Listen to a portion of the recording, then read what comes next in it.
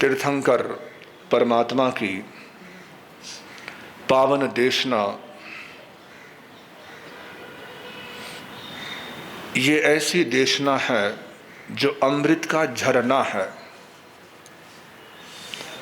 इस अमृत के झरने में जिसने भी डुबकियां लगाई वह धन्य हो गया, पावन हो गया, कृतार्थ हो गया। इस अमृत को जिसने भी पिया उसने अमृतत्व का वरदान पाया, अमरत्व का वरदान पाया। वो अपने जीवन में अमर हो गया, अजर अमर अविनाशी पद को प्राप्त कर गया। ऐसा महान अमृत है जिनवानी का। इस अमृत का स्वाद उसे ही आता है जिसने अपने अंतराय को तोड़ रखा हो, जिसके अंतराय कर्म कुछ हल्के हुए हो, टूटे हो, क्षयोपशमित हुए हो, उसी को ही इन वचनों का आनंद आ पाता है। यूं ही हर शख्स के जीवन में जिनवानी का रस आनंद प्रदान नहीं कर पाता। जिनवानी का रस यूं ही हर किसी को नहीं मिला करता। ये शास्त्र की वाणी है, धर्म की वाणी है कि जब तक हमारा अंतराय कर्म होता है तब तक हमें शास्त्र की वाणी में आनंद, शास्त्र की वाणी सुन भी लेंगे, शास्त्र की वाणी सुनने के लिए बैठ भी जाएंगे, शास्त्र की वाणी पढ़ भी लेंगे, लेकिन उसमें आनंद तब तक नहीं आ पाएगा जब तक हमारे अंतराय कर्म कमजोर नहीं हो जाते। अंतराय कर्म का क्षयोपशम नहीं हो जाता तब तक उस वाणी में आनंद आ ही नहीं सकता। संसार में आनंद इसीलिए आता है, संसार में मजा इसलिए आता है, संसार में सुख इसलिए अनुभूत होते हैं क्योंकि हमारे अंतराय बड़ी प्रबल हैं। हमारे मोहनीय कर्म का प्रभाव बहुत प्रबल है, बहुत अधिक है। इसलिए हम संसार में ज्यादा सुख का अनुभव कर पाते हैं। धर्म के क्षेत्र में सुख प्राप्त नहीं हो पाता क्योंकि इन कर्मों का हमारे जीवन में बहुत बड़ा रोल होता है, भूमिका होती है। मैंने एक दिन कहा था कि 8 कर्मों में 2 ही कर्म मुख्य हैं, 2 ही कर्म प्रमुख हैं। तो उन 2 में मोहनीय कर्म जब तक है तब तक हमें परमात्मा के वचनों पर श्रद्धा, दर्शन मोहनीय जब तक प्रबल है, श्रद्धा नहीं हो पाएगी। और अंतराय कर्म जब तक प्रबल है तब तक उसमें आनंद नहीं आ पाएगा, आनंद प्राप्त नहीं हो पाएगा। इसलिए परमात्मा की वाणी में आनंद लेना है, अपने मन को रमाना है, लगाना है, ताकि हमारी अंतराय टूटे, अंतराय कमजोर हो, अंतराय दूर हो। जबरदस्ती अपने मन को लगाना है।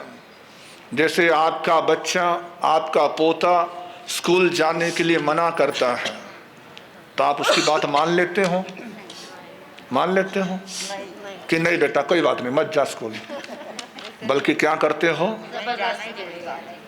जैसे तैसे जैसे मर्जी हो उसे आप स्कूल भेज ही देते हैं, चाहे प्यार से, प्रलोभन से, डांट से, फटकार से, अधिकार से, जैसे मर्जी आप बच्चे को स्कूल भेज ही देते हैं। ठीक वैसे ही परमात्मा की वाणी में मन लगे या ना लगे, परमात्मा की वाणी में आनंद आए ना आए, लेकिन हमारा ये प्रयास होना चाहिए कि मुझे अपने मन को लगाना है, जबरदस्ती लगाना है। धीरे धीरे लगाते लगाते लगाते एक दिन ऐसा आएगा कि हमारा मन उसमें लग जाएगा, क्योंकि वो स्थिति आएगी।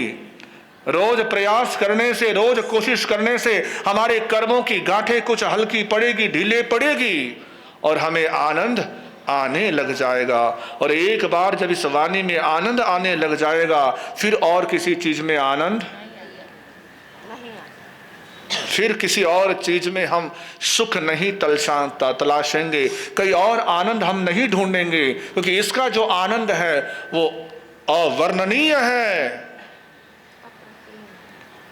उस वचन, उस वाणी का, उस आनंद का वर्णन नहीं किया जा सकता। सचमुच में बहुत आनंद है, बहुत इसमें रस भरा पड़ा है। बस एक बार अपने मन को इसमें लगाना है, लगाना है, रमाना है, जबरदस्ती रमाना है, जबरदस्ती रमाना है। कैसे अद्भुत साधक, कैसा साहसी साधक, कैसा वीर साहस साधक कि जो तनिक मात्र भी नहीं घबराया, जो तनिक मात्र भी इस बात से उसने ये नहीं सोचा कि ये सम्राट है, ये राजा है, और इस राजा को मैं अनाथ बोल दूं, इस राजा को अनाथ कह दूं, परिणाम पता नहीं क्या होगा। तनिक मात्र भी इस बात का विचार नहीं किया। निर्भीक, निडर महावीर के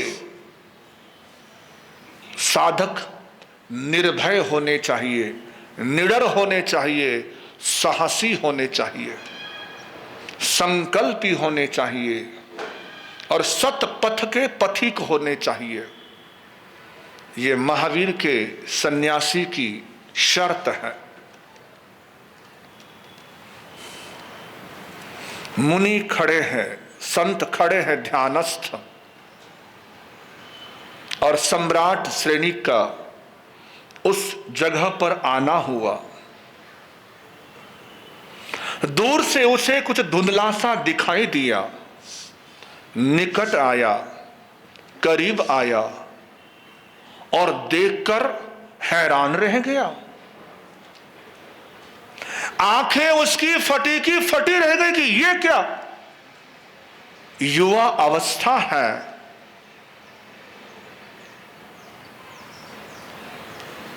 स्वस्थ इंद्रियां है और काम देवसा रूप है।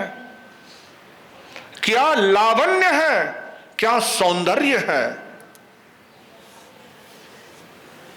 एक पुरुष का सौंदर्य किसी को आकर्षित करे, पुरुष को, तो आप कल्पना कर सकते हैं कि उस सौंदर्य की क्या अपने आप में विशेषता रही होगी। विपरीत लिंग की तो सुंदरता हर किसी को दिखती है, लेकिन अपने ही समान पुरुष की सौंदर्य की जो तारीफ करे, इसी बात से आप अनुमान लगा सकते हैं कि अनाथी मुनि कितने अधिक खूबसूरत होंगे। जो राजा श्रेणिक का ध्यान आकर्षित कर गए, राजा श्रेणिक की आंखों में बस गए, राजा श्रेणिक जिन्हें देखकर मुग्ध हो गया, मंत्र मुग्ध हो गया। ऐसा वो सौंदर्य, ऐसी वो सुंदरता, ऐसा वो आकर्षण अनिमेष निगाह से, यानी बिना पलक झपकाए देख रहा है। क्या सौंदर्य है, क्या सुंदरता है, क्या यौवन है, क्या नयन नक्श है, क्या हाथ है, क्या पांव है, क्या मुखमंडल है, क्या बाल है। वो उसी में खोया हुआ है। वो ये नहीं देखता कि महाराज खड़े हैं, वो ये नहीं देखता कि संत खड़े हैं, उसे तो उसमें सौंदर्य की प्रतिमा दिखाई दे रही है, सुंदरता ही दिखाई दे रही है, सौंदर्य के ही दर्शन हो रहे हैं। प्रतीक्षा करता है। आवाज थोड़ी बढ़ाओ भाई योगेश जी, कम मत करो, आवाज थोड़ा बढ़ाओ। हाँ जी, बोलिए भगवान महावीर स्वामी की। तो थोड़ा कम, इतना ज्यादा थोड़ा कम, जैसे पहले थे वैसे रखिए। लंबे समय तक जब बोलना हो तो थोड़ा माइक का सहयोग बिल्कुल सही चाहिए, तब हम लंबे समय तक बोल सकते हैं, सुना सकते हैं। तो उस सौंदर्य से मुग्ध हुआ सम्राट प्रतीक्षा कर रहा है कि कब इसकी आंखें खुलेगी और कब इसको मैं अपने साथ ले जाने के लिए इसको कहूंगा कि साथ चल। भला इस यौवन अवस्था में और इतनी सुंदर काया जिसे मिली है और वो सन्यास का, साधु का बाना पहना हुआ, संत के कपड़े पहने हुए, ये तो कोई बात नहीं हुई, ये तो कोई चीज नहीं हुई। क्योंकि उस समय ये धारणा थी कि जो सन्यास है वो लिया जाता है वृद्ध अवस्था में, बूढ़ापे में, प्रौढ़ अवस्था में साधु बना जाता है, साधु जीवन जिया जाता है। साधु जीवन की शुरुआत वृद्ध अवस्था से होती है, इस तरह की मान्यता थी। और कहीं न कहीं ये मान्यता श्रेणी के मन में भी बसी हुई थी। मनुस्मृति के अंदर जो हिंदू परंपरा का प्रमुख ग्रंथ है, उसके अंदर ऐसा प्रावधान है कि पहले 25 साल ब्रह्मचर्य अवस्था, फिर 25 साल गृहस्थ अवस्था, फिर 25 साल वानप्रस्थ अवस्था और उसके बाद 25 साल संन्यास अवस्था। ब्रह्मचर्य आश्रम, गृहस्थ आश्रम, वानप्रस्थ आश्रम और संन्यास आश्रम। ये उस समय की मान्यता थी कि संन्यास जो है वो वृद्ध अवस्था में लिया जाना चाहिए, वृद्ध अवस्था के लिए ही होता है। और उस युग में महावीर ने ये क्रांति करी थी, महावीर ने ये अलख जगाई थी, महावीर ने ये शंखनाद किया था कि जीवन का कोई भरोसा नहीं, क्या पता कि बचपन बचपन ही रहे, 55 आए ही ना, क्या पता जवानी ही रवाना हो जाए, जवानी में ही कहानी खत्म हो जाए, बुढ़ापा आए ही ना, कुछ भी नहीं पता। बचपना, यौवन और बुढ़ापा ये तो अवस्था है, लेकिन श्वास का तो कोई भरोसा नहीं है। श्वास की कोई गारंटी नहीं है कि कब चलती श्वास रुक जाए, कब श्वास की डोरी टूट जाए, कब खत्म हो जाए, कुछ भी नहीं कहा जा सकता, कुछ भी तो नहीं बोला जा सकता। ये उद्घोषणा करी थी महावीर ने कि जीवन का कोई भरोसा नहीं है। इसीलिए ये मत देखो कि ये बच्चा है, ये मत सोचे कि मैं अभी बच्चा हूं, ये ना सोचे कि मैं अभी युवा हूं, ये ना सोचे कि अभी मैं स्वस्थ हूं, इंद्रिया सुदृढ़ है। परमात्मा ने कहा बल्कि ये सोचे कि पल का भी भरोसा नहीं। ईतन रो पल रो भरोसो नहीं, ईतन रो पल रो भरोसो नहीं, ईतन रो पल रो भरोसो नहीं, ईतन रो पल रो भरोसो नहीं, ईतन रो, इस तन का कोई भरोसा नहीं है। एक छोटी सी बात मुझे याद आ रही है कि पंजाब में गुरु नानक देव जी के पास एक छोटा बच्चा आया और वो छोटा बच्चा आकर गुरु नानक देव जी से कहता है गुरुदेव, मुझे आप अपने चरणों में रख ले, मुझे अपने चरणों में स्थान दे, जगह दे। नानक कहते हैं तू बच्चा है, अभी तू छोटा बच्चा है, नादान है, अभी तुझे क्या पता कि धर्म क्या होता है, अध्यात्म क्या होता है, तपस्या क्या होती है, तू अभी क्या तुझे पता, अभी तू बच्चा है, जब बड़ा हो तब हमारे पास आना, तब इधर आना।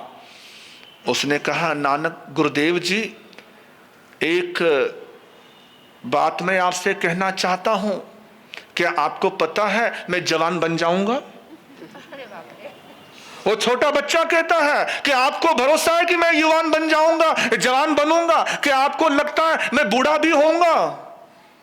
नानक हैरान रह गए, कमाल है, तो छोटा सा बच्चा और बात कितनी बड़ी कर रहा है, कितनी बड़ी कह रहा है, तुझे ये समझ कैसे आई, तुझे ये ज्ञान कहां से मिला, तुझे ये कहां से बोध मिला, कैसे बोध मिला?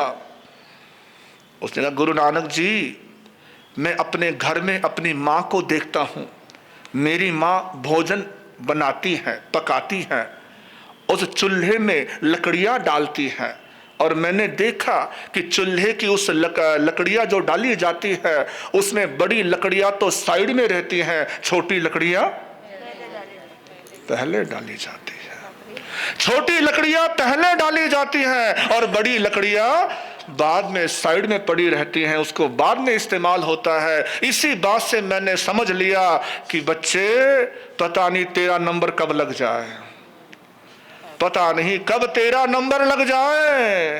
एक छोटे से बच्चे ने इस चूल्हे के इस प्रसंग को देखा और जाग गया, गुरु नानक के प्रति समर्पित हो गया। गुरु नानक ने कहा, भाई बच्चे तो है तो बच्चा, लेकिन तेरी बात है बूढ़े वाली, तेरी सोच है बुजुर्गों वाली, तेरी सोच है एक वयस्क व्यक्ति की तरह, तो तेरा नाम आज से मैं बुढ़ा सिंह रखता हूं, बुढ़ा सिंह।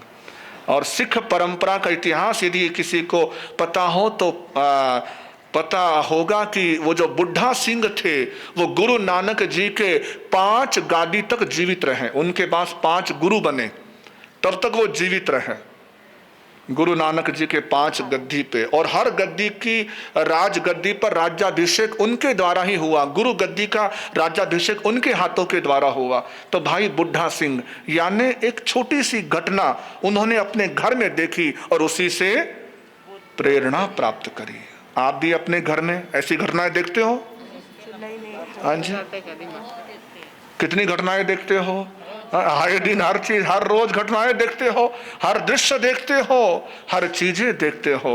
तो जरा इन चीजों से अपने आप में कुछ प्रेरणा प्राप्त करें, कुछ जागृति प्राप्त करें।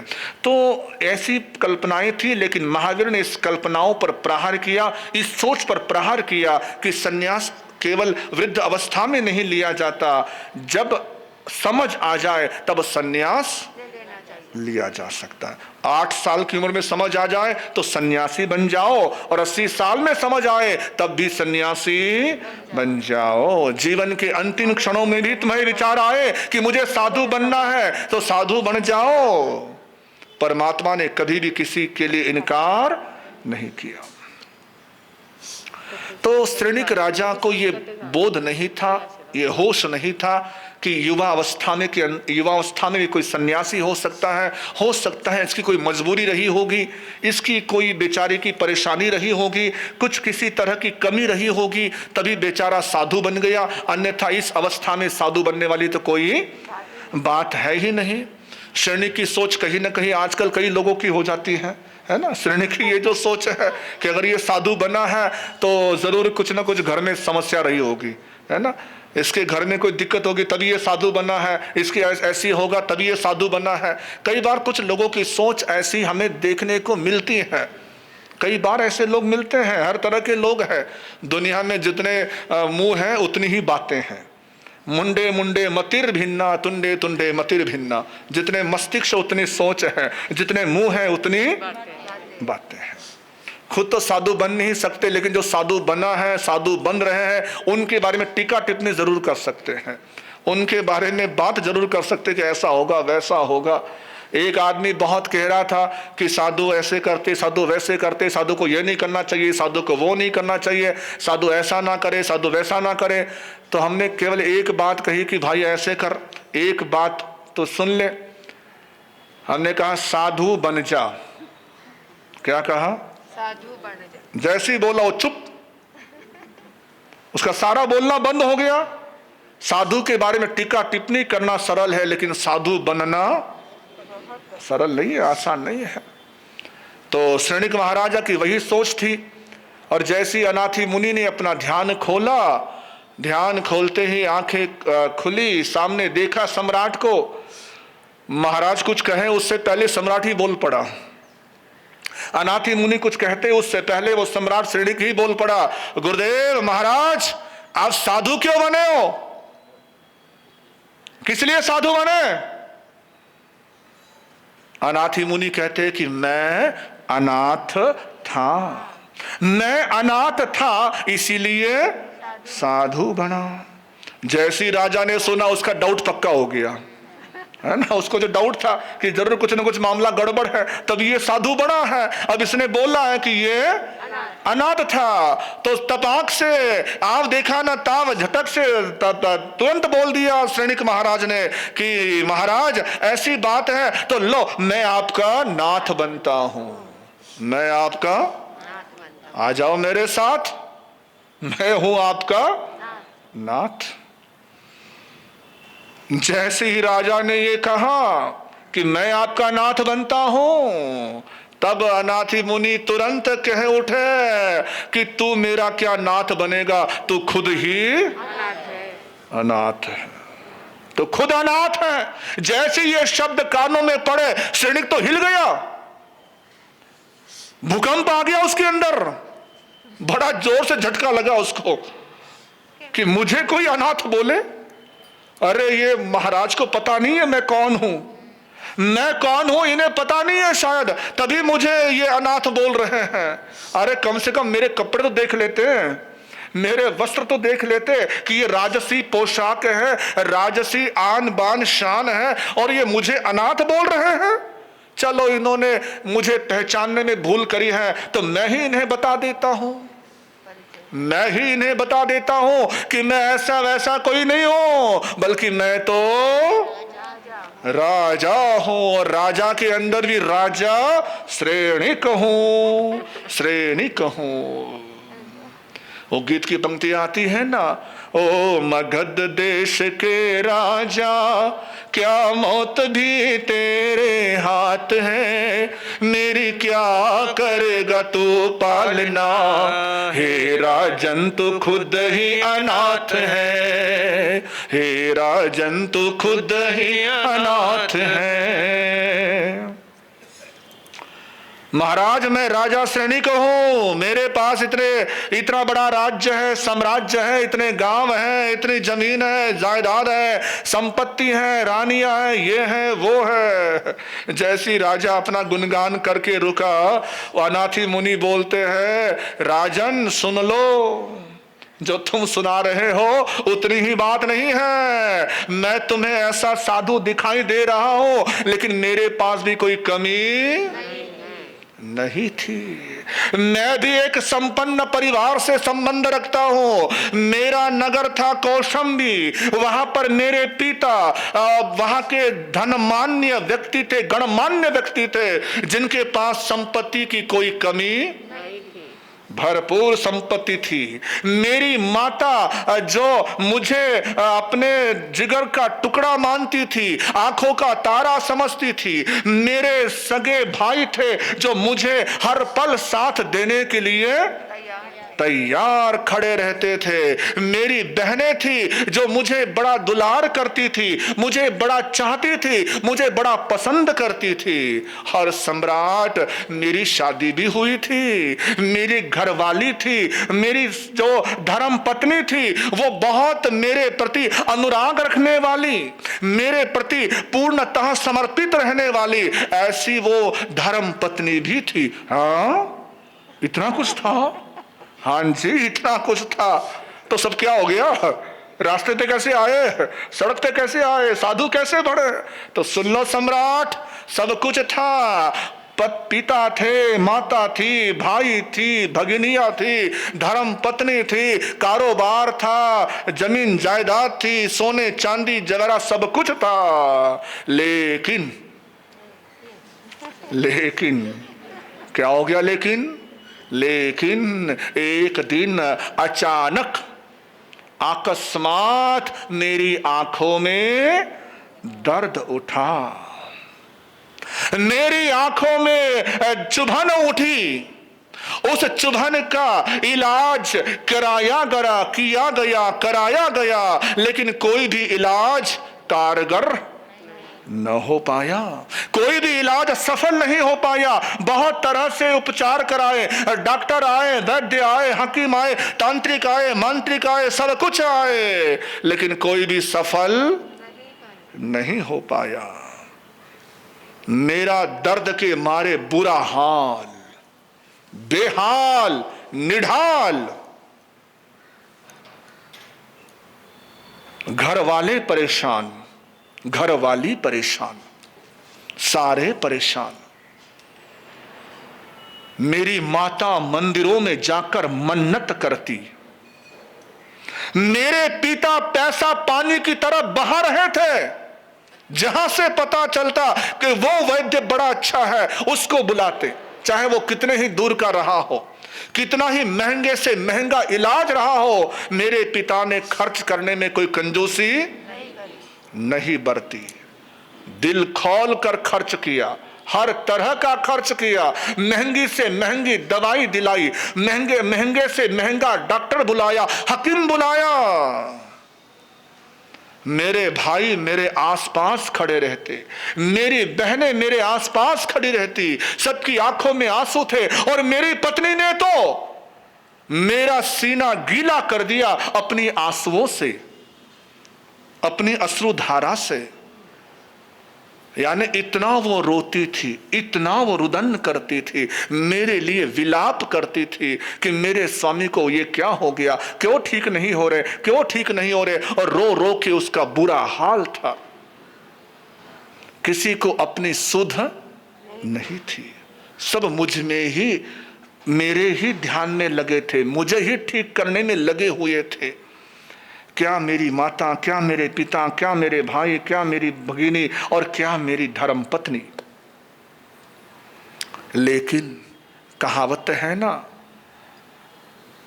मर्ज जो जो बढ़ता गया, त्यों त्यों बढ़ता गया, जो जो इलाज करते गए। यानी बीमारी बढ़ती ही गई जैसे जैसे इलाज होता गया, उपचार होता गया। किसी भी उपचार से स्वास्थ्य मुझे प्राप्त नहीं हुआ, नहीं हुआ। दिन पर दिन बीते, समय पर समय बीतता चला गया। दर्द रुकने का नाम नहीं, बल्कि लगातार बढ़ता ही जा रहा है, बढ़ता ही जा रहा है। और एक दिन रात्रि में मैं लेटा हुआ था, सोया हुआ था, और सोते सोते मेरे मन में एक ख्याल आया, एक विचार आया, एक संकल्प उठा, एक अंतर से प्रेरणा जगी कि सब कुछ मैंने आजमा लिया, सब कुछ मैंने देख लिया, अब मुझे कुछ और सोचना चाहिए, कुछ और विचारना चाहिए, कुछ और प्रयास करना चाहिए। मुझे लगता है कि जिस दिशा में मैं बढ़ रहा हूं, जिस दिशा में मैं चल रहा हूं, वो दिशा गलत है, वो दिशा सही नहीं है। उस दिशा में भटकाव है, उस दिशा में दर्द है, उस दिशा में पीड़ा ही पीड़ा है। क्यों ना मैं अपनी दिशा बदलूं? दिशा बदलूंगा तो मेरी दशा भी बदल जाएगी, दशा भी बदल जाएगी। और उस समय मैंने संकल्प किया, खंतो दंतो निरारंभो। 3 शब्द जो उस समय अनाथी ने सोचे, ये 3 शब्द आपके लिए भी हैं, हर किसी के लिए है, हम सब के लिए है। खंतो दंतो निरारंभो। जब भी जीवन में कई समस्या आए, जीवन में कभी मुश्किल आए, जीवन में दर्द हद से ज्यादा बढ़ जाए, तब इस मंत्र का प्रयोग करना, खंतो दंतो निरारंभो। इस मंत्र से बहुत बड़ी प्रेरणा मिलती है, बहुत बड़ी ऊर्जा मिलती है। खंतो, मैं क्षमा का सागर बनूंगा, क्षमा का महासागर बनूंगा। दंतो, मैं अपने आप को वश करूंगा, अपने आप पर नियंत्रण करूंगा। दूसरों पर नियंत्रण मैं हमेशा करता रहा हूं, दूसरों को अपने काबू हमेशा कर रहा हूं, लेकिन अब मुझे अपने पर काबू पाना है, अपने पर नियंत्रण पाना है। निरारंभो, मैं किसी को भी दुख नहीं पहुंचाऊंगा, किसी को भी कष्ट नहीं दूंगा, किसी को भी तकलीफ नहीं दूंगा। खंतो दंतो निरारंभो। महापुरुष कहते हैं कि यदि रात्रि में किसी को नींद ना आए, नींद की तकलीफ हो, नींद आने में समस्या हो, तो लेटे लेटे इस पंक्ति को दोहराते रहे मन ही मन, मन ही मन। खंतो दंतो निरारंभो, खंतो दंतो निरारंभो, खंतो दंतो निरारंभो। तो बड़ी सुलभता से और थोड़ी ही देर में निद्रा आ जाएगी। लेकिन साथ ही अपने भीतर इस चिंतन को भी रखना कि मैंने क्षमा का सागर बनना है, अपने आप को वश में रखना है और किसी को दुख नहीं पहुंचाना, किसी को कष्ट नहीं देना। ये 3 संकल्प अपने मन में दोहराते रहो, बोलते रहो, विचारते रहो। जैसे ही अनाथी उस सोए हुए उस युवक ने ये 3 संकल्प लिए, प्रण किया, नींद कब आई उसे पता ही नहीं चला। इतने दिनों से लगातार लंबे समय से वो बिना सोया था, जगा हुआ था, ना रात्रि में सो पा रहा था, ना दिन में सो पा रहा था। दिन भी बेचैनी से गुजरता था और रात्रि भी बेचैनी से ही गुजरती थी। ऐसी छटपटाहट, ऐसी तड़पड़ाहट मेरे अंदर थी। लेकिन जैसी मैंने सोचा, संकल्प किया और मुझे रात्रि में नींद आ गई। और सुबह मेरे सब घर वाले, परिजन, परिवार वाले मेरे पास आए कि वाह बेटा, तू स्वस्थ हो गया। माँ कहती बेटा देख, मैंने वो फलानी माता को मत्था टेका था, उसकी कृपा हो गई, तो मेरी मन्नत पूरी हो गई, तू ठीक हो गया। पिता कहता बेटा तू ठीक हो गया। अरे वाह वाह मेरे बेटा, कहते हुए उसने छाती से लगा लिया, चिपका लिया, आलिंगन में ले लिया। भाई आ गए, बहन आ गई, धर्म पत्नी तो लिपट ही गई। अरे वाह आप स्वस्थ हो गए, आप ठीक हो गए, बहुत अच्छा हो गया, बहुत अच्छा। सबके चेहरे खिल उठे, सब अपनी अपनी बात कहने लगे। पिता ने कहा बेटा वो डॉक्टर आया था ना, वो उसका इलाज तुझे कारगर हुआ, वो डॉक्टर बहुत बढ़िया था, उस डॉक्टर का इलाज तुझे सफल रहा, उस डॉक्टर ने तुझे स्वस्थ किया। वो अनाथी कहता है कि पिताजी आपके डॉक्टर ने ठीक किया नहीं किया ये तो नहीं पता, लेकिन मैंने भी एक डॉक्टर से इलाज करवाया है, मैंने भी एक डॉक्टर से दवाई ली है और उस दवाई ने गारंटेड असर किया है और मैं बिल्कुल स्वस्थ हो गया। बेटा ऐसा कौन सा डॉक्टर था जिसका इलाज तूने करवाया? कौन डॉक्टर जरा बता तो सही। उसकी जो फीस होगी, जो उसका इनाम होगा, मैं उससे उसको दुगुना दूंगा, बढ़कर दूंगा, तो बता तो सही। कहा पिताजी पक्की बात, जो डॉक्टर फीस मांगेगा वो दो दोगे आप, जो डॉक्टर का इनाम होगा वो आप दोगे? हाँ बेटा जरूर दूंगा। माँ भी आ गई, माने आप बेटा बोल तो सही, उसका नाम क्या है? उसको जो कहेगा उस डॉक्टर को हम दे देंगे।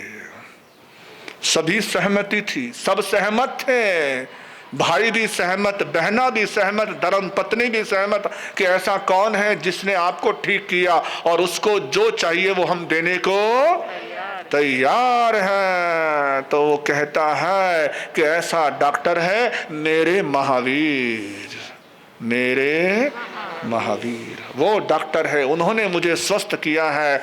अब उनका इनाम क्या है? उनका इनाम है उनके चरणों में दीक्षित हो जाना, संत बन जाना, साधु बन जाना। जैसे सबने सुना है क्या बोल रहा बेटा? नहीं नहीं बेटा साधु बनना, ना ना ना ना, अभी तो आपने सबने जबान दी ना कि जो इनाम होगा वो हम देंगे। तो महावीर का इनाम है मेरा साधु बनना, 5 महाव्रत लेना, और आखिर कर उन्हें मना ही लिया और मैं साधु बन गया। अब बताओ राजन, मैं अनाथ मैंने जो आपको अनाथ कहा, तो आप बताओ आप अनाथ हो या नाथ हो? क्या हो आप? क्या आप मौत को टाल सकते हो? क्या आप बीमारी को टाल सकते हो? क्या आप जरा को टाल सकते हो? यदि इन चीजों को नहीं टाल सकते तो आप अनाथ ही तो हुए, आप नाथ नहीं हुए। सम्राट जब ये सारी बातों को सुन रहा था, सुनते सुनते सुनते वो जागृत हो गया, उसकी चेतना जाग गई। सचमुच में आप कहते हैं वो सत्य है, सच ही तो है, मैं भी नाथ हूं। पुणे वालों, आप कौन हो? नाथ हो या अनाथ हो? हाँ जी, जरा सोचो, क्या हो आप? नाथ हो या अनाथ हो? हर किसी को अनाथ कहो तो बौखला जाएगा, वो मुझे अनाथ बोल रहा है, लावारिस बोल रहा है। लेकिन महावीर कहते हैं हर व्यक्ति अनाथ है, हर व्यक्ति लावारिस है, क्योंकि उसका संसार में ही उसका मन अटका हुआ है, अध्यात्म की प्यास उसके भीतर नहीं है। जब तक संयम की और धर्म की प्यास उसके भीतर नहीं आती है, जब तक इस पथ का पथिक नहीं बनता है, तब तक वो अनाथ ही रहता है। और जब उसके भीतर धर्म आ जाता है तब वो नाथ बनता है, तब वो नाथ कहलाता है, तब वो नाथ के रूप में पूजा जाता है। और अनाथी मुनि उसे कहते हैं सम्राट श्रेणिक को कि श्रेणिक, अप्पा नई वेय रनी, अप्पा में कुड़ सामली। अपने आप को कभी दोषी मत मानो, अपने आप को कभी कमजोर मत मानो कि मैं कमजोर हूं, मैं दुर्बल हूं, मेरे भाग्य फूटे हैं, मेरे कर्म फूटे हैं, है ना? इस तरीके से अपने आप को कमजोर मत मानो, अपने आप को दुर्बल मत मानो, अपने आप को दुर्बल मत समझो। कुड़ सामली वेय रनी, ये प्रतीकात्मक है कि अपने आप को कमजोर नहीं मानना, दुर्बल नहीं मानना, बल्कि अपने आप को अप्पा काम दुहा धेनु, अप्पा में नंदन वनम, अपने आप को काम धेनु गाय समझो। काम धेनु एक ऐसी गाय के बारे में आता है ग्रंथों में कि जिसके द्वारा हर इच्छा पूरी होती है। तो महावीर कहते हैं, अनाथी मुनि कहते हैं कि अपने आप को कामधेनु समझो कि मैं अपने आप से जो चाहूं वो प्राप्त कर सकता हूं। जो मेरी इच्छा है वो मैं हासिल कर सकता हूं, उससे मैं प्राप्त कर सकता हूं, वो मुझे मिल सकता है। अपने आप के भीतर ये भाव जन्माओ, अपने भीतर ये भाव रखो कि मैं नंदन वन हूं, मैं रेगिस्तान नहीं हूं। ये अपने आप को स्वावलंबी बनाने का सूत्र है परमात्मा महावीर का, खुद को आत्मनिर्भर बनाने का सूत्र है, खुद को भाग्य का निर्माता बनाने का सूत्र है कि अपने आप को अपना निर्माता मानो। तुम किसी की कठपुतली नहीं हो कि कोई तुम्हें अपने इशारों से नचाए, नहीं, तुम स्वयं ही अपने आप के निर्माता हो और तुम स्वयं ही अपने आप के विध्वंसक हो। यदि अपने जीवन में तुम दुर्बल हो, कमजोर हो, तो उसके जिम्मेदार भी तुम हो। और अपने आप में यदि आप सुदृढ़ हैं और आगे बढ़ रहे हो तो इसका श्रेय भी तुम्हें ही है, तुम्हें ही है। अप्पा मितम मितम च दुपट्ठीय सुपट्ठीय। तुम्हारी अपनी ही सोच तुम्हें दुर्गति की ओर ले जाती है और तुम्हारी अपनी ही सोच तुम्हें सदगति की ओर ले जाती है। तुम अपने ही मित्र हो और अपने ही दुश्मन हो। मित्र यानी क्या? जो तुम्हारा भला करे, और दुश्मन यानी क्या? जो तुम्हारा नुकसान करे, बुरा करे। यानी तुम्हारा यदि बुरा हो रहा है तो तुम खुद अपनी सोच की वजह से अपना बुरा कर रहे हो। अपनी ही सोच की वजह से तुम्हारी दुर्गति हो रही है, तुम्हारा भवभ्रमण चल रहा है, तुम्हारा भटकाव चल रहा है, तुम अटके हुए हो तुम्हारी अपनी सोच की वजह से। सोच बदलेगी तो तुम अपने ही जीवन का भटकाव मिटा पाओगे, अपने आप को संभाल पाओगे, अपने आप को सुरक्षित रख पाओगे। बस अपनी सोच को बदलो, अपने विचारों को बदलो, अपने चिंतन को बदलो।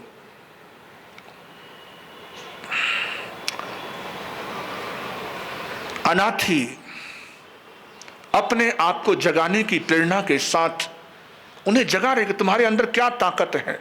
श्रेणी को उद्बोधित कर रहे, जगा रहे हैं कि तुम अपने आप को किसी के नियंत्रण में मत समझो कि कोई तुम्हारा नियंता बैठा है, वो तुम्हें जगा रहा है।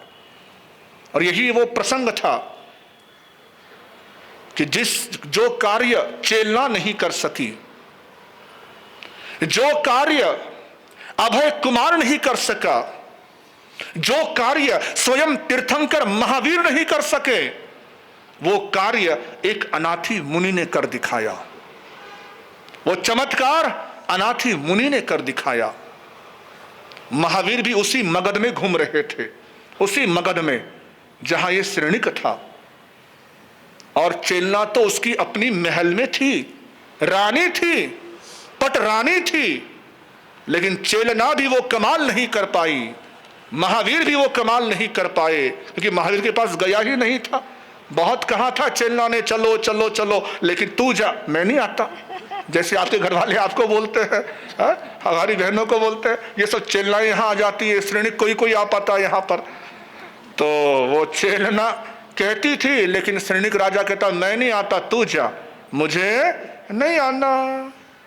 तो जो महावीर के पास जा नहीं पाया, जो चेलना से जाग नहीं पाया, वो जागृत हुआ अनाथी मुनि से। वो कमाल अनाथी मुनि ने कर दिखाया। वो झकझोरते हैं श्रेणिक को कि श्रेणिक, जिस रास्ते पे तू चल रहा है वो रास्ता गलत है। कोशिल लिंग यह धार इत्ता, जो धर्म के नाम पर खिलवाड़ कर रहे हैं आस्थाओं से, जो धर्म के नाम पर तुम्हें बहका रहे हैं, भ्रमित कर रहे हैं, उनसे तुम बचो, उनसे सावधान रहो। धर्म के नाम पर होने वाली खिलवाड़ से अपने आप को बचा लो। वो स्वयं भी अपना नुकसान कर रहे हैं और तुम्हें भी नुकसान की ओर ही लेके जा रहे हैं। वे स्वयं गड्ढे में गिरे हुए हैं और तुम्हें भी गड्ढे में ही धकेल रहे हैं। इन लोगों से सावधान रहो, बचो, क्योंकि मिथ्यात्व की ओर आकर्षित था श्रेणिक राजा। उस समय मिथ्यावलंबियों के चक्कर में था। जो मिथ्यात्व के पूजक थे, ऐसे महात्माओं का वो सेवक बना हुआ था। तो इसी बात से अनाथी मुनि उसे कहते हैं कि जो वेश से तो साधु है, लेकिन अंदर से असाधु है। अंदर से वो धर्म के विरुद्ध आचरण ही कर रहे हैं, धर्म के गलत ही आचरण कर रहे हैं। विषम तो पीयम जह काल कुट्ठम, मत पियो काल कुट विष। उस जहर को मत पियो, उस जहर को त्यागो, जो जहर तुम अभी पीने में लगे हो। उस कालकुट, ऐसा भयंकर जहर जो एक बार यदि किसी के मुख में पड़ जाए एक बूंद, तो उस एक बूंद से उस व्यक्ति का मरना तय है। उससे कहते कालकुट विष। अनाथी मुनि ने ऐसे धर्म के ठेकेदारों को कालकुट विष की संज्ञा दी, जो भटकाते हैं, जो इधर उधर बातों में लगाते हैं, भ्रमित करते हैं। एगो एसो वि धम्मो विसो ओव वन्ने हनाई वेयाल इवा विवन्नो। वेताल, वेताल की उपमा दी, भूत पिशाच की उपमा दी कि इनसे अपने आप को बचाओ, सुरक्षित रखो, मत उलझो इसमें। और जब ये सारी प्रेरणाएं कान के द्वारा शनि के भीतर उतर रही थी, उतरती गई और आत्मा से मिथ्यात्व का आवरण हटा और सम्यक्त्व की ज्योत प्रज्वलित हो गई। सम्यक दृष्टि बन गया, सम्यक्त्व बन गया। अनाथी मुनि के श्री चरणों में, अनाथी मुनि के उपदेश से, अनाथी मुनि की प्रेरणा से सम्यक दर्शन को प्राप्त कर लिया। किन्होंने? राजा श्रेनिक ने, सम्राट श्रेनिक ने। और अंत में वो कहता है कि मैं राज के रूप में शेर हूं और आप अनगार के रूप में शेर है। शेर ही शेर को पहचान पाता है। अनगार सिंहम परमाई भक्ति, ये आप अनगार के रूप में शेर हैं और मैं राजा के रूप में नर केसरी हूं। वंदन करता है, नमन करता है, गुण कीर्तन करता है। धन्य है आपकी साधना, धन्य है आपकी तपस्या, बारंबार आपको मेरा नमन है, वंदन है। 21वां अध्ययन। परमात्मा महावीर का एक श्रावक, पालित, जो सृष्टि है, व्यापारी है, कारोबारी है और कारोबार के सिलसिले में अलग अलग जगह पर जिसका जाना होता है, व्यापार करना होता है और समुद्री जहाजों के द्वारा वो व्यापारार्थ इधर उधर जाता था, अनेक द्वीपों में जाता था, अनेक जगह पर जाकर कारोबार करना, पैसा कमाना, धन उपार्जन करना और पुनः अपने नगर लौट आना, चंपापुरी, ये उसका क्रम था। एक बार गया विदेशों में या व्यापारार्थ समुद्री जहाजों के माध्यम से पहुंचा पिहुंड नगर में और वहां जाकर व्यापार करता है, कारोबार करता है। मेहनत और किस्मत दोनों ने गुल खिलाया और जो उसने उम्मीद रखी थी उससे भी कई गुना वहां पर उसने धन कमाया, कई गुना धन कमाया। वहां के जो लोकल पहले से रहवासी थे, व्यापारी थे, वो हैरान थे कि कमाल है, हम तो यहीं पर पैदा हुए, यहीं पर कारोबार हमारे बाप दादाओं ने किया, हमने किया, लेकिन हम उतनी कमाई नहीं कर सके। ये कल का आया व्यापारी और थोड़े ही दिनों में तरक्की कर गया, थोड़े ही दिनों में इतना सारा कमा लिया, इतना अच्छा कारोबार कर लिया। क्या कमाल है, क्या प्रतिभा है। ईर्ष्या नहीं थी, जलन नहीं थी, बल्कि एक प्रमोद भाव था, प्रेरणा थी कि कैसा व्यापारी है, कितना किस्मत का धनी है और कितना मेहनती है, पुरुषार्थी है, पराक्रमी है कि अपने प्रयासों से ये बहुत अच्छा कारोबार कर लेता है, बहुत अच्छा व्यापार कर लेता है। अब आप ही देखिए, आपके पूर्वज राजस्थान से जब चले थे, मारवाड़ से, मेवाड़ से जब चले थे, तो कहते हैं केवल लोटा लेके चले थे। लोटा है ना, पगड़ी और लोटा, दो ही चीजें हाथ में थी।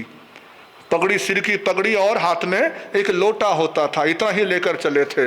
अब देखो आप लोगों ने कितना कुछ कमा लिया, जहां गए वहां पर कमा लिया। चाहे साउथ में गए, चाहे नॉर्थ में गए, चाहे महाराष्ट्र पश्चिम में आए, जहां गए वहां पर लीला लहर है। यह है आपकी मेहनत, गुरुओं की रहमत और आपकी किस्मत। तीन चीजें मिलती हैं तब जाके जीवन में करामात होती है।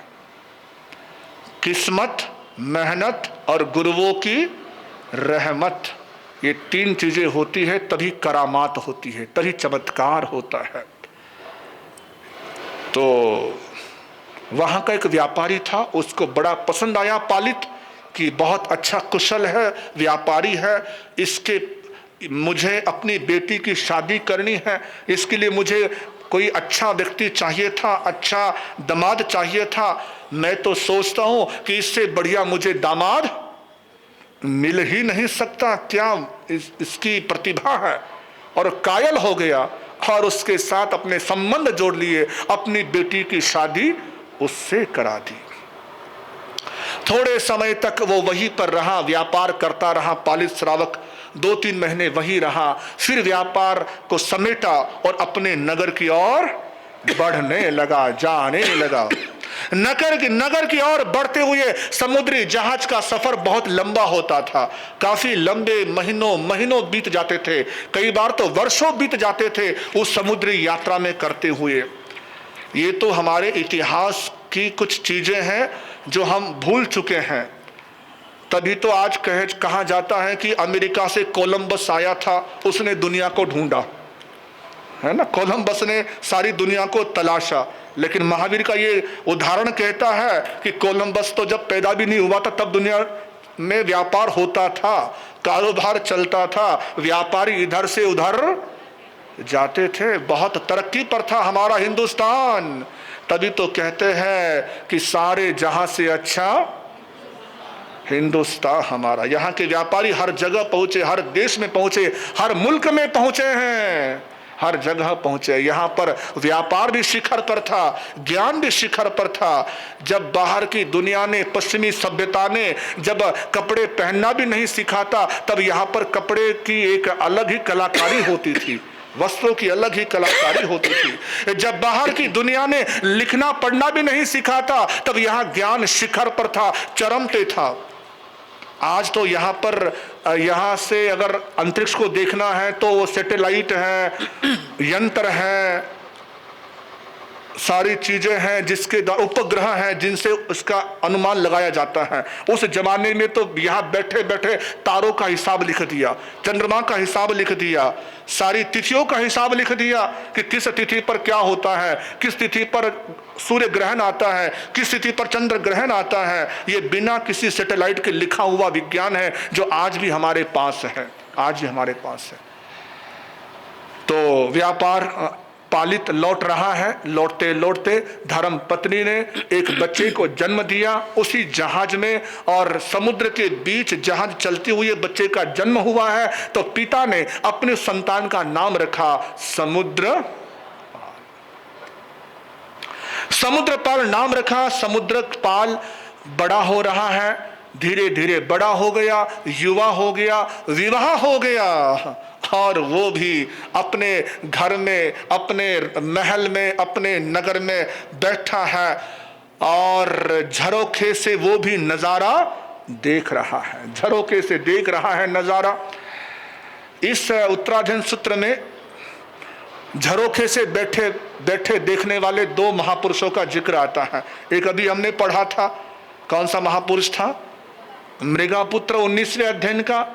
उन्होंने देखा था साधु को, और इसने देखा, समुद्रपाल ने देखा एक चोर को। कितना अंतर है दोनों में, कहाँ साधु और कहाँ चोर। लेकिन वही चीज आती है ना कि देखने पर आप मूल्यांकन क्या करते हैं, देखने पर आप क्या उसका अर्थ निकालते हैं, क्या उसका मतलब निकालते हैं। समुद्रपाल ने तो एक दिन चोर को देखा, एक बार देखा। आप कितनी बार देखते हो? हाँ जी, पुणा वालों कितनी बार देखते हो चोरों को? यूं पुलिस पकड़ के ले जाए प्रत्यक्ष आंखों से तो देख भी लेते होंगे, लेकिन टीवी के अंदर, फिल्मों के अंदर कितनी बार देखते हो? हर बार देखते हो। लेकिन कभी चेतना जागी, वैराग जागा? उस समुद्रपाल को देखिए कि वो चोर को देखता है कि चोर को ले जा रहे हैं, उसकी वो सारी वेशभूषा यहाँ शास्त्रकारों ने बताई कि कैसे उसके गले में माला पहनाई हुई थी, लाल फूल रंग की माला है, कैसे उसके साथ 4 प्रहरी खड़े थे, सिपाही खड़े थे, साथ साथ चल रहे थे, तलवार उनके हाथ में है और उसको फांसी की सजा हुई है, फांसी के फंदे की ओर उसको ले जा रहे हैं। इस दृश्य को देखा समुद्रपाल ने, और देखते देखते देखते समुद्रपाल की चेतना जाग गई। कैसे जागी? कि ये जो है चोर, इसको ये सजा मिली है। क्यों सजा मिली है? मृत्यु दंड क्यों मिला है? क्योंकि इसने अपराध किया था। इसने अपराध किया था, इसलिए इसको दंड मिला है। यानी जो अपराध करता है उसे दंड मिलता है, जो कर्म करता है उसको वैसा परिणाम मिलता है।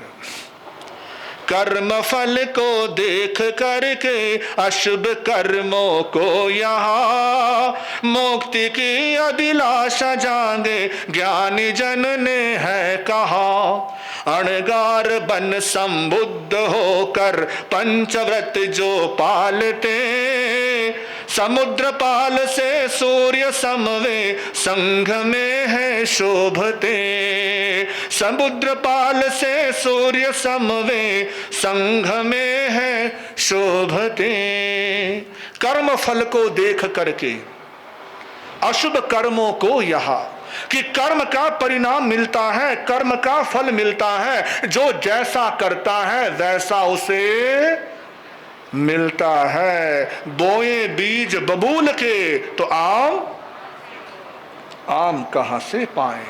यदि आम बोया है तो आम मिलेगा, और कांटे बोए हैं तो कांटे मिलेंगे। जैसे कर्म करेंगे वैसा परिणाम मिलेगा। ये चिंतन चला कि कर्म का परिणाम मिलता है, तो मैं जैसे कर्म करूंगा उसका फल भी मुझे वैसा ही मिलेगा। तो क्यों ना मैं अपने कर्मों को अच्छा बनाऊं, क्यों ना मैं कर्मों को शुभ बनाऊं, क्यों ना मैं शुभ कर्म ही करूं, अशुभ कर्म मैं ना करो। पत्नी के पास आया, परिवार के पास आया कि अब मुझे कर्म का परिणाम पता चल गया है, अब मैं और कर्म बांधना नहीं चाहता। जो कर्म बंधे हैं उन बंधे हुए कर्मों को तोड़ना चाहता हूं। और तोड़ने के लिए क्या करना चाहता हूं? क्या करना चाहता हूं? दीक्षा लेना चाहता हूं। कौन कौन कर्म तोड़ना चाहता है? पुणे वालों, कौन कौन चाहता है? अगर ताई तो तैयार है, और कौन कौन तैयार है ना? कर्म तोड़ने के लिए जो तैयार है ना? कर्म भावना तो रखो ना, भावना तो भाओ कि कर्म तोड़ने के लिए अगर कोई मार्ग है तो वो कौन सा मार्ग है? दीक्षा का मार्ग है, संयम का मार्ग है। इसके अलावा तो संसार में कर्म बंद ही है। संसार में आप कितने ही बचो, कितने ही बचो, कहते ना काजल की कोठरी में कितने ही बचो, दाग तो लगना ही लगना है। संसार में रहकर आप कर्मों से मुक्त हो ही नहीं सकते। कर्मों से मुक्त होना हो तो अध्यात्म की शरण में आना ही पड़ेगा, धर्म की शरण में आना ही पड़ेगा, तभी कर्मों से मुक्ति हो सकती है। और कर्म के इस बंधन को जानकर कि कर्म का परिणाम भुगतना पड़ेगा, आज्ञा समझाया घर वालों को, आज्ञा मिल गई, दीक्षित हो गया, साधु जीवन निभाया, साधु जीवन पाला और सिद्ध बुद्ध और क्या फटाफट जीवनी हो गई है ना। पैदा भी हो गया, शादी भी हो गई, साधु भी बन गया और मोक्ष में चला गया। कभी हमारे जीवन में ऐसे फटाफट काम हो जाए है ना, फटाफट हम भी साधु बन जाए और हम भी मुक्त में चले जाए, मोक्ष में चले जाए। कैसी प्रेरणाएं महावीर ने इस अध्ययन के द्वारा हमें दी है। 2-3 चिंतन के सूत्र इस अध्ययन से हमें मिलते हैं। सव्यहिम भूयहिम दयानुकंपी। समुद्रपाल के इस अध्ययन से एक छोटी सी प्रेरणा यहां हमें दी परमात्मा ने कि दयानुकंपी, यानी दया से तुम कंपित हो जाओ, प्रकंपित हो जाओ। किसी के स्पंदन तुम्हारे भीतर धड़कनों को तेज करे, किसी की पीड़ा तुम्हें उद्वेलित करे, किसी की पीड़ा तुम्हें चुभे, किसी का दर्द तुमसे देखा ना जाए, उसे कहते दयानुकंपी। और महावीर कहते हैं कि जब तक तुम दयानुकंपी नहीं बनोगे तब तक खंती खमे संजय बंभयारी, यानी क्षमा, संयम, ब्रह्मचर्य, ये सारे असंभव हैं, ये सारे मुश्किल हैं, ये संभव ही नहीं है जब तक तुम्हारे अंदर दया के भाव नहीं जन्मते, दया के भाव नहीं आते। इसलिए पहली शर्त कही कि तुम सव्यहीन भूयहीन, सभी जीवों के प्रति दया से अनुकंपित हो जाओ, दया से प्रकंपित हो जाओ, दयालु बन जाओ, करुणाशील बनो, तुम्हें सब अपने लगे, सबके प्रति तुम्हारे मन में मैत्री का भाव हो, कोई भी तुम्हें पराया ना लगे। जीव मात्र सव्य भूय, भूय यानी जीव मात्र, प्राणी मात्र, प्राणी मात्र के प्रति दया के भाव, अनुकंपा के भाव सबसे पहले जरूरी है। और यहां पर एक बात जरूर मैं कहना चाहूंगा सबसे, कि अपने बच्चों को आप कहें, जो आने वाला दीपावली का पर्व है, 4 तारीख को दीपावली पर्व आ रहा है, बस बहुत करीब है हमारे, और दीपावली पर्व पर पूरे शहर में धमाके होते हैं, है ना, फटाके बजते हैं, फटाके फोड़ते हैं। कम से कम आप अपने बच्चों को तो समझाएं, अपने बच्चों को कहें कि इन पर्वों में फटाके ना चलाए, फटाके ना फोड़े।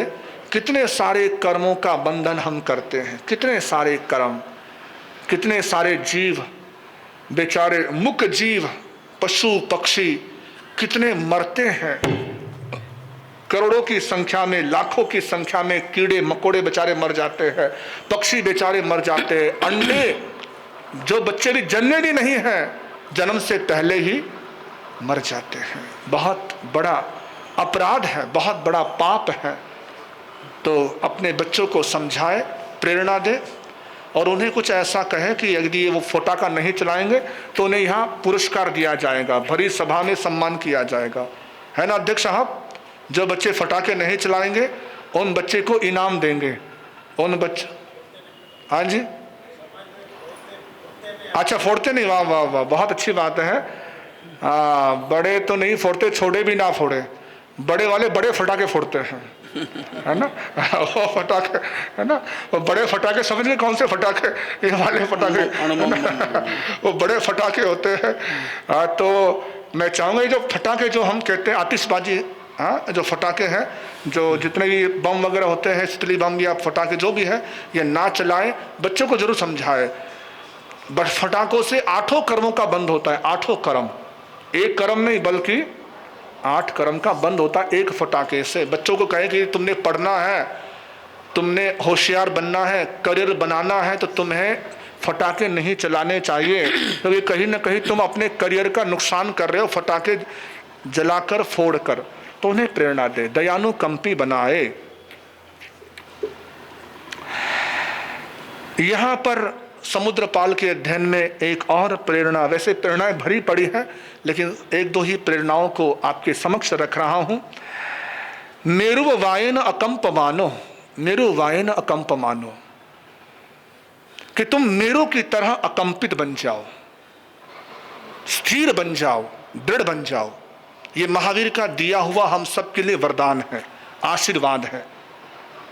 महावीर अपनी इस अंतिम वाणी में, निर्वाण के पलों में, हमें मेरु की तरह अकंपित होने की प्रेरणा दे रहे हैं और ताकत दे रहे हैं कि तुम यदि किसी बात के लिए सोचते हो, संकल्प करते हो, तो संकल्प में कैसे रहो? मेरु की तरह रहो, मेरु पर्वत की तरह।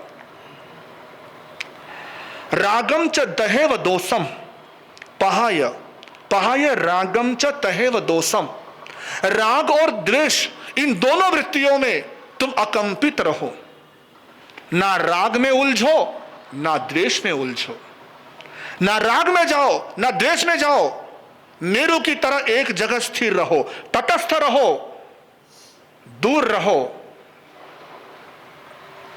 उस दोनों ही चीजों से बचे रहो, अपने आप को बचाओ, दोनों ही चीजों से अलग रखो, ना किसी के प्रति लगाव रखो ना किसी के प्रति दुराव रखो, ना किसी के प्रति द्वेष के भाव रखो, नफरत के भाव रखो, ना किसी को पैर के नीचे रोंदो और ना किसी को गले से लगाओ, हृदय में बसा लो।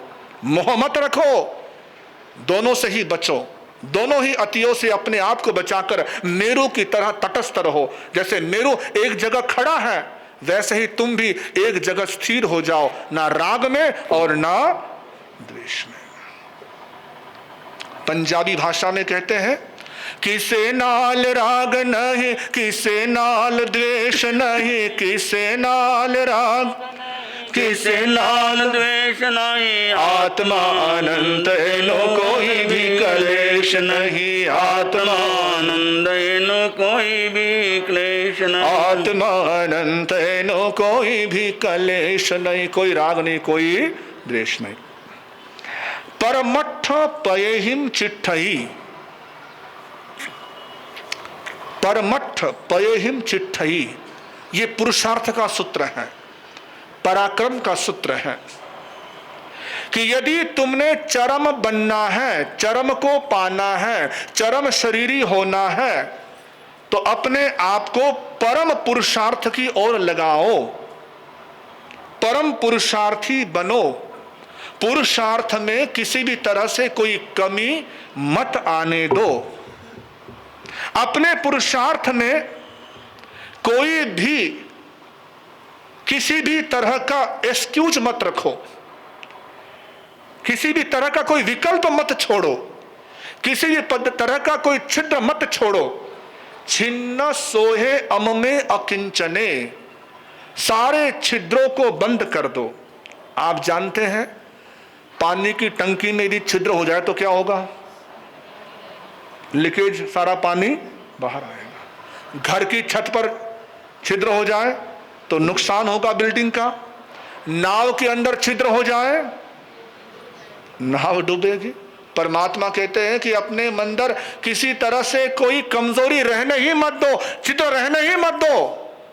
अपने आप को परम पुरुषार्थी बनाओ, परम साहसी बनाओ। एक लक्ष्य हो, एक ध्येय हो, एक ही उद्देश्य हो। और कौन सा उद्देश्य? कौन सा उद्देश्य? कौन सा? एक ही लक्ष्य कि मुझे मोक्ष जाना है, मुझे निर्वाण पाना है, मुझे महावीर बनना है। ऐसा परमठ पयहिम चिट्ठई, ये अपने भीतर संकल्प रखो।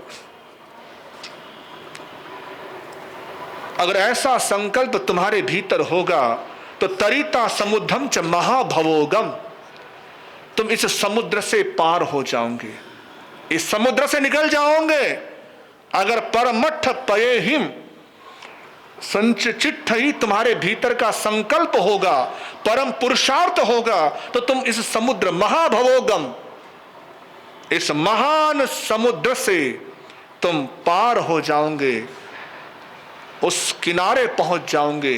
कितने ही डरावने भयावने क्यों ना दृश्य आए, तुम सबसे निकल जाओगे, सबसे निकल जाओगे। और ये समुद्रपाल ऐसा है जिसने महावीर के ही शासन में जन्म लिया, महावीर के ही शासन में शादी करी, महावीर के ही शासन में दीक्षा ली, और महावीर के शासन में महावीर से पहले ही मोक्ष में चला गया, प्रभु से पहले मोक्ष को प्राप्त कर लिया। ऐसा ये समुद्रपाल है।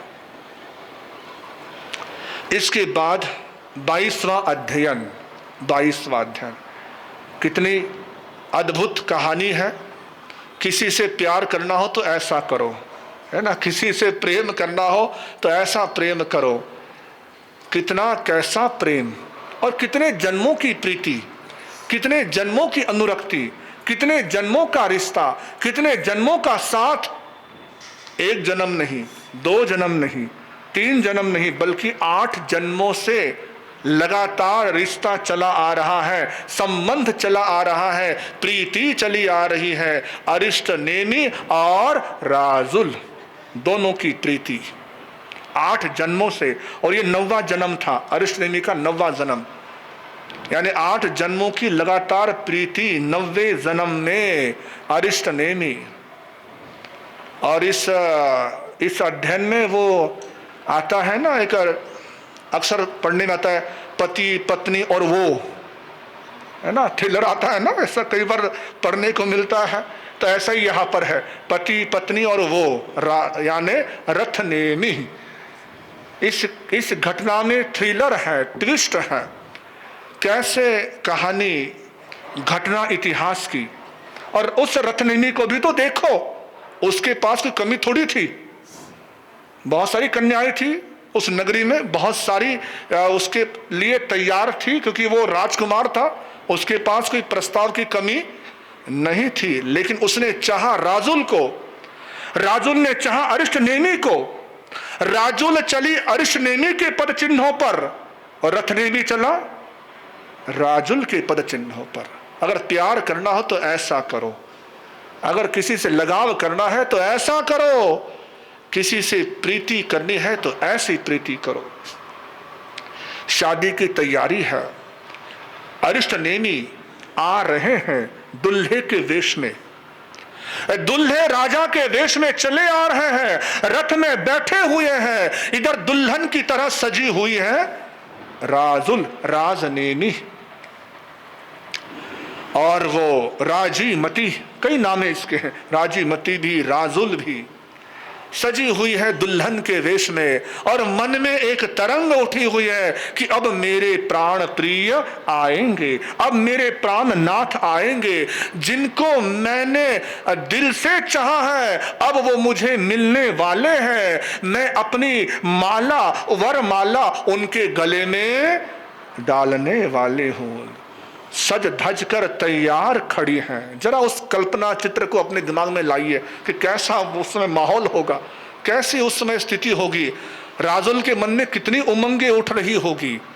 और अरिष्टनेमी जो चले आ रहे हैं दुल्हे राजा के रूप में आ रहे हैं। आप सभी दुल्हे राजा बने चुके हो, ये दुल्हन बन चुकी है ना?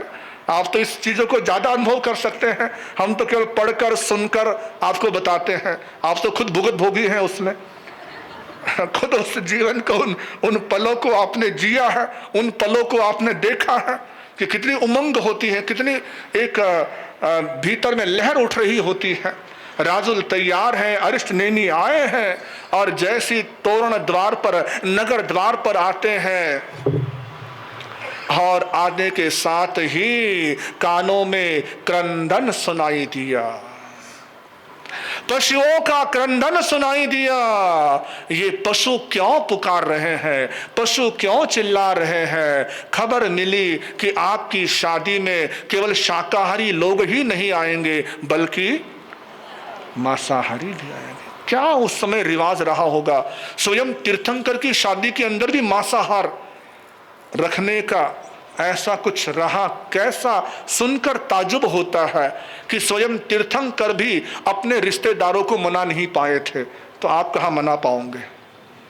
रिश्तेदारों को खुश करना तीर्थंकर के वश के अंदर भी नहीं था। स्वयं तीर्थंकर भी किसी को समझा नहीं सके कि शाकाहार ही रखना, साग सब्जियां ही रखना, किसी तरह का पशु वाला काम मत रखना। लेकिन बस ये उनको उपयोग नहीं होगा। और कैसे वो आए, क्रंदन सुना, क्रंदन को सुनकर आत्मा जागृत हुई कि जिस काम के लिए मुख्य प्राणियों का वध होता हो, हिंसा होती हो, उस काम को मैंने नहीं करना। मुड़ चले, मुड़ गए। खबर पहुंची दुल्हन के रूप में सजी हुई राजुल के पास। राजुल की तो सुनकर निचेष्ट बेहोश हो गई, जमीन पर धड़ाम से गिर गई। और उसके बाद जब होश में आई तो रो रो कर बुरा हाल, मेरे स्वामी, मेरे प्राणनाथ, आप कहां चले गए, कहां चले गए? मुझे साथ बिना लिए आप कहां लौट गए, कहां लौट गए? नहीं स्वामी, आपको ऐसे नहीं जाना चाहिए था। आपको पशुओं का क्रंदन तो सुनाई दिया, लेकिन मेरे स्पंदन सुनाई नहीं दिए, मेरे स्पंदन आपको अनुभूत नहीं हुए। आप भले ही मेरे स्पंदनों की अनदेखी कर लो, भले ही आप मुझे छोड़कर चले जाओ, लेकिन मैं आपको छोड़कर जाने वाली, जिस पथ पर तुम चले हो उसी पथ पर मैं चलूंगी। फिर वो आ गया बीच में, वो कौन? रथनेमी। रथनेमी आया, कहता है आप कहां मेरे भाई के चक्कर में पड़ रही हो, छोड़ो उसको, मैं हूं ना, मेरे साथ आ जाओ। मैं तुम्हें अपने भाई से ज्यादा प्यार करूंगा, अपने भाई से ज्यादा चाहूंगा, अपने भाई से ज्यादा संभालूंगा, छोड़ो उसे। वो तो ना समझ रहा, वो तुम्हें पहचान नहीं पाया, तुम आओ मेरे साथ, हम फेरे लेते हैं, हम जीवन भर साथ रहते हैं, हम अपने जीवन को अच्छे से गुजारते हैं। राजुल कहती है कि ऐसे करो, एक दूध का पात्र ले आओ, दूध का पात्र। अच्छा, वो बड़ा खुश हो गया, चलो बढ़िया हो गया, ये मान गई। और वो दूध का पात्र फटाफट ले आया, भर के सोने के कटोरे में दूध ले आया रथनेमी, और राजुल ने उस दूध को ग्रहण किया, पिया, और उसके बाद अपने कुछ ऐसी क्रिया करी कि वो सारा दूध बाहर आया, और वो उल्टी किया हुआ वो पदार्थ, वमन किया हुआ वो पदार्थ रथनेमी के सामने करती है कि लो पी लो। ये क्या, छी छी छी छी, इतना गंदा, ये नहीं, ये कोई पीता है, हटा हटा इसको, हटा हटा हटा, इतनी दुर्गंध, इतनी सड़ांध आ रही, भगा इसको। कहा कि जब आप मेरा पिया हुआ दूध जो मैंने पिया था, और वही तो मैंने आपको दिया, नहीं ये दूध थोड़ी उल्टी है, गंदगी, हटा इसको, तो आप मेरा दूध वमन किया हुआ जो मैंने पिया था उसको आप पी नहीं रहे हैं, उससे आपको दुर्गंध आ रही है, बदबू आ रही है, तो जरा ये तो सोचो, जिसने मेरा वमन कर दिया उसको भी तो आप ग्रहण करना चाहते हो, उसे भी तो आप लेना चाहते हो, मैं भी तो आपके भाई के द्वारा वमन की हुई हूं, उल्टी की हुई हूं, और मुझे पाना चाहते हो। जब वमन किया हुआ पी नहीं सकते तो वमन किया हुआ साथ कैसे रह सकते हैं, कैसे ले सकते हैं। और वो वचन राजुल के, वो वचन रथनेमी को असर कर गए, प्रभावित कर गए, और रथनेमी कहता है कि तू मुझे नहीं मिली तो मैं किसी और को नहीं अपने साथ लूंगा, तू जब साध्वी बन रही है तो मैं भी तेरे से पीछे रहने वाला, तू साध्वी तो मैं भी साधु बनूंगा। साधु बन गया, वो साध्वी बन गई, अर्शनेमीनाथ तीर्थंकर बन गए। फिर घटना एक आकार लेती है, फिर एक घटना एक मोड़ लेती है कि बारिश का समय है, गिरनार पर्वत है, और वो रथनेमी गुफा में बैठा हुआ है, राजुल भीगती हुई वहां पहुंचती है।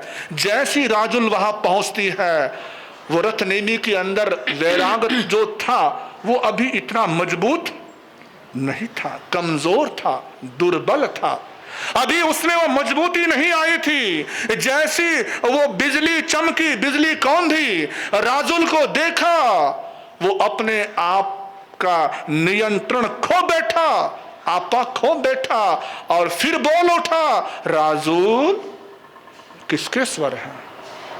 चौंकी, घबराई, सहमी, और अगले ही पल दृढ़ हो गई, मजबूत हो गई।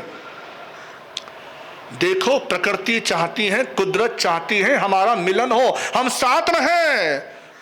अब भी वक्त है, हम साथ रह लेते हैं, साथ जी लेते हैं। तब वो रथनेमी को क्या फटकार लगाती है, क्या फटकार लगाती है। मुझे लगता है वो फटकार हर संत को, हर साध्वी को अपने मन में बसानी चाहिए, बिठानी चाहिए। तभी तो हमारे शास्त्रकारों ने 10वें कालिक में यहां से गाथाएं उठाकर वहां दी। 10वें कालिक हमें रोज पढ़ना पड़ता है, साधुओं के लिए मर्यादा है कि रोज 10वें कालिक का स्वाध्याय करो, 10वें कालिक पढ़ो। इसलिए शास्त्रकारों ने यहाँ की गाथाओं को लेकर वहां संप्रेषित कर दिया, वहां रख दिया, ताकि रोज उन गाथाओं को पढ़े, सुने और अपने आप को चेतावनी दे, अपने आप को जगाए। साधक धीरत्थु तेजस्सो कामी, जो तुम जीविया कारणा वंतम इच्छसि आऊ। रथनेमी को वो राजुल कहती है कि तुझे धिक्कार है, तो अब भी उसी में ही अटका हुआ है, उसी में ही उलझा हुआ है। अरे रथनेमी, तू अपने जरा कुल की तो सोच, खानदान की तो सोच। तो किस खानदान में जन्मा है, किस खानदान में पैदा हुआ है। अरे ये वो खानदान है जिसमें अहम च भोग रायस तम च सी अंधग वन्नीनो माकुले गंधना होमो संजमम निहुवो चर। तुम अंधक वृष्णि कुल के हो और मैं भोज राजा की पुत्री हूं। दो तरह के सांप होते हैं, एक जहर को लेने वाला, डसकर फिर से लेने वाला, और दूसरा वो सांप होता है जो मरना मंजूर करता है लेकिन अपना डसा हुआ जहर नहीं पीता। और जब ये चेताती है, जगाती है, रथ नेमी जाग जाता है, प्रबुद्ध हो जाता है, अपने मन पर नियंत्रण साध लेता है। और क्या अद्भुत प्रीति है, जहां अरिष्ट नेमी पहुंचे वहीं राजुल पहुंची, और जहां राजुल पहुंची वहीं पर यानी तीनों ही मोक्ष में पहुंचे। प्रेम करना हो तो ऐसा करो, प्यार करना हो तो ऐसा करो कि जहां तुम हो वहीं पर हम हैं, वहीं पर हम हैं। जन्म जन्म के परंपरा के अंत को, जन्म मरण के परंपरा का अंत करके सिद्ध स्थान को प्राप्त करे। यही तो संबंध हो, यही तो प्यार हो, ऐसा ही समर्पण हो।